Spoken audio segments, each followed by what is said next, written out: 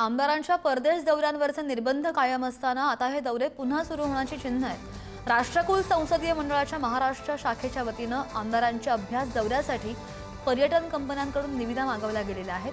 त्यामुळे मुंबईतील आमदारांच्या परदेश दौऱ्याची तयारी सुरू असल्याचे पाहायला मिळत आहे। महत्त्वाचं म्हणजे विशेष म्हणजे पंतप्रधान नरेंद्र मोदी, मुख्यमंत्री देवेंद्र फडणवीस यांनी अनावश्यक दौरे टाळण्याचं आवाहन केलं होतं।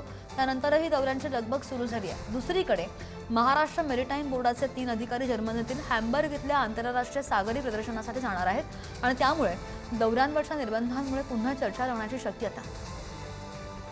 या संदर्भात आपण जाणून घेऊयात अधिकची माहिती आमचे प्रतिनिधी सुशांत सावंत आपल्या सोबत आहेत। सुशांत, खर्चाचा अतिरेक होतो हे कारण देत दौरे नियंत्रित केले गेलेले होते। आता दौऱ्यांच्या निर्बंधांचं काय झालं, चर्चा काय आहे?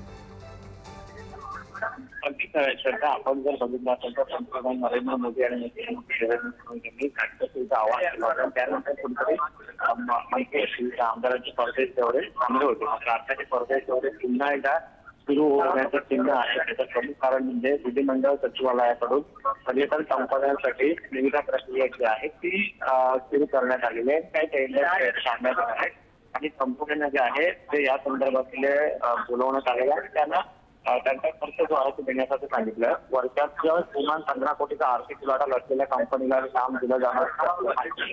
आपण जर बघितलं आता तर दरवर्षी विधिमंडळ सचिवालयाकडून आमदारांचे अभ्यास दौरे किंवा मंत्र्यांचे अभ्यास दौरे जे आहेत ते नियोजित केले जातात। मात्र गेल्या वर्षी आपण जर बघितलं असाल तर इतरांचे परिणाम जे आहेत ते संपूर्ण देशावर झाले होते।